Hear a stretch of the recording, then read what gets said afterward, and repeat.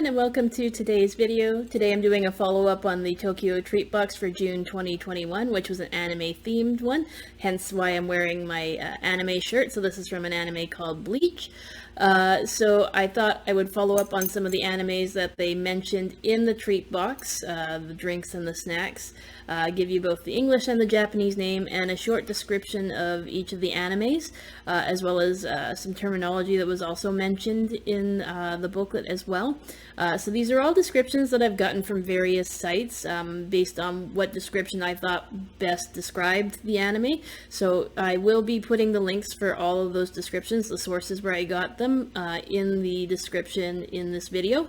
So I hope you take a chance to click on those links and take a look for yourself. And we'll get right into talking about the various animes that there are. So I'll be using my booklet here that I got with the treat box, so that I make sure that I go in the order that I had the snacks in. So the first snack that I had was or not really a snack, the first thing I had was the drink, which was the Fanta Yogurt Rush. And they mentioned an anime called Cells at Work. So the Japanese name for Cells at Work is Hataraku Saibo. So the description I have here, it says, this is a story about you. A tale about the inside of your body. According to a new study, the human body consists of approximately 37 trillion cells. These cells are hard at work every day within a world that is your body. From the oxygen-carrying red blood cells to the bacteria-fighting white blood cells, get to know the unsung heroes and the drama that unfolds inside of you. So I have watched this anime, and I really enjoyed it, and it is actually very accurate to what actually goes on inside of you on a daily basis. And I just realized that this box, basically, the reason why the June box is anime themed is because June was the beginning of the new season for a lot of animes, as well as the starting season for a whole lot of new animes, so that's why they made the June box the anime theme. And Cells at Work does have a sequel series that was released recently, so that's probably why they mentioned it in this booklet. So the next snack that we're going to talk about is the gummies that I got. They were the Slime Kogumi gummies, and they were from an anime called That Time I Got Reincarnated as a Slime. And the Japanese name for this one is Tensai Shitara Suraimu Datta Ken, also known as Tensura or Slime Isekai. And the description is, corporate worker Mikami Satoru is stabbed by a random killer and is reborn to an alternate world, but he turns out to be reborn as a slime. Thrown into a new world with the name Rimuru, he begins his quest to create a world that's welcoming to all races. So I just actually have caught up on that time that I got reincarnated as a slime, up to the next season. So I am definitely a little behind, but I but I am going to be watching the new season of that anime. I'm kind of waiting a bit so that I can binge watch more of the episodes rather than waiting weekly for them to come out, but it is a good anime, so I would highly recommend watching it.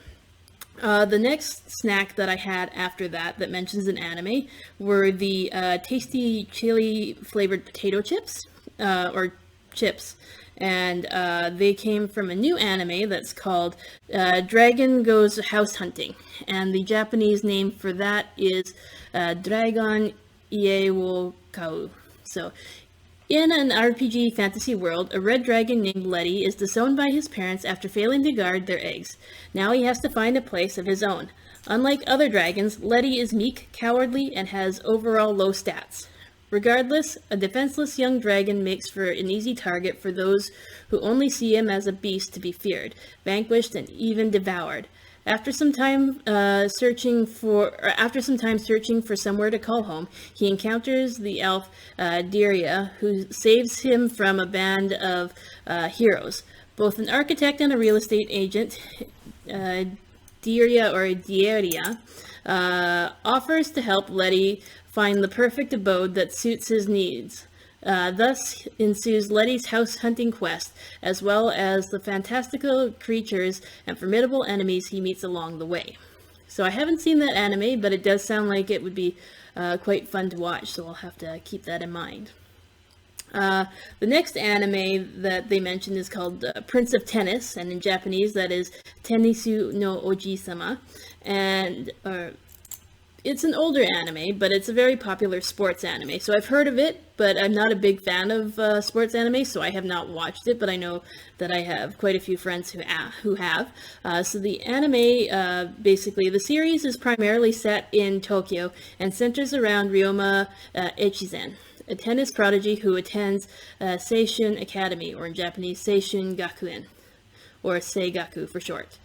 School is known for its strong tennis club and talented players. Ryoma quickly defeats numerous upperclassmen shortly after entrance to secure himself a spot as one of the team's regulars. In pursuit of their ultimate goal of winning the National Middle School Tennis Championship, members of the team make new friends while learning and mastering increasingly complex techniques.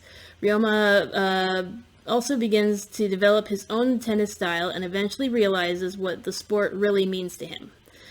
So definitely an interesting sounding anime, and I've seen clips of it, and I know that it is a good anime, so if that's something that you're interested in, sports anime wise, I would recommend watching that. And then the next thing that they mention is actually a term, which is the term senpai. So senpai generally means somebody who's an upperclassman, someone who's older than you, can be viewed as a mentor, someone that you admire.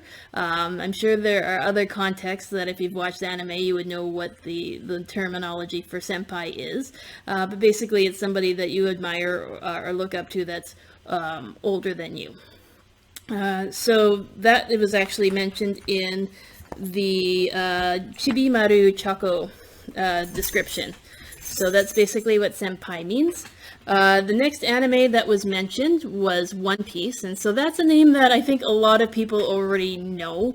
It's a fairly well-known anime, and it's one that's been going on for basically forever. Like, it's a pretty long-running anime, and I don't know. I've basically been following along with the manga. I have not been keeping up as much with the anime, but maybe someday I'll finally catch up. But there's a lot of episodes to One Piece. And basically, One Piece is the same in English and Japanese, so there isn't really a difference in the name.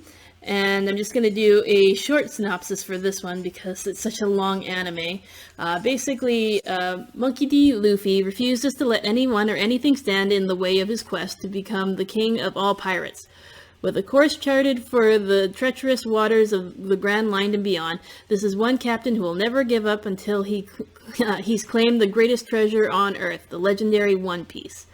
Yeah, if I try to go into detail on this anime, it basically would be like an hour-long video just on One Piece.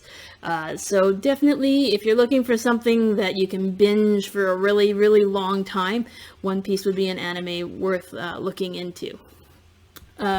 So the next anime that they mentioned, or that I had a snack for, was the Mochi Mochi Chocolate Sakura Mochi, and they were talking about one of my favorite animes, which is Demon Slayer, which is also called Kimetsu no Yaiba in Japanese, which literally translates to Blade of Demon Destruction. So the description for this is, it is the Taisho period in Japan. Tanjiro, a kind-hearted boy who sells charcoal for a living, finds his family slaughtered by a demon. To make matters worse, his younger sister Nezuko, the sole survivor, has been transformed into a demon herself. Though devastated by this grim reality, Tanjiro resolves to become a demon slayer so that he can turn his sister back into a human and kill the demon that massacred his family.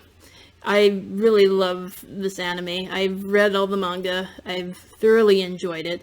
I love the artwork, the animation, the story overall. I know that there's a movie out right now, and I have yet to see it.